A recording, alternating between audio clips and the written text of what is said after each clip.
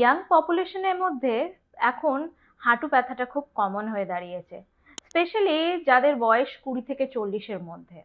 তারা কোনো রকম স্পোর্টস অ্যাক্টিভিটি কোনো কিছুই করেন না, বা ধরুন যাদের কোনো চোট বা কিছু লাগেনি তাও তাদের হাঁটু ব্যথা শুরু হয়েছে।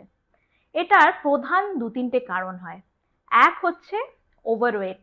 এখন ইন্ডিয়ান সাবকন্টিনেন্টে ওয়েটটা একটা বড় ইস্যু হয়ে দাঁড়িয়েছে।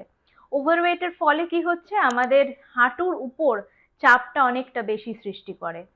আমাদের যদি 10 কেজি ওজন বেড়ে যায়, আমাদের হাঁটুর উপর 3 থেকে 4 গুণ স্ট্রেস বেড়ে ওঠে। তো তাতে আস্তে আস্তে হাঁটু যে কার্টিলেজ সেটা স্লোলি ডিস্ট্রয় হতে থাকে।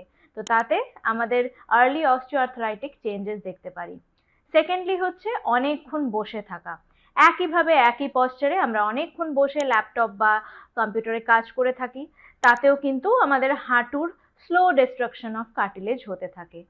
এবং থার্ডলি হচ্ছে সেডেন্টারি লাইফস্টাইল, কোনো রকম এক্সারসাইজ না করা, এর ফলেও কিন্তু স্লোলি আমাদের কার্টিলেজ ডিস্ট্রাকশন হচ্ছে। তো আমাদের সবারই উচিত ওজনটাকে নিয়ন্ত্রণে আনা, হালকা এক্সারসাইজ করা এবং রেগুলার একটু অ্যাক্টিভিটিতে থাকা, যাতে আমাদের হাঁটুটায় আর্লি অস্টিওআর্থ্রাইটিক চেঞ্জেস না হয়।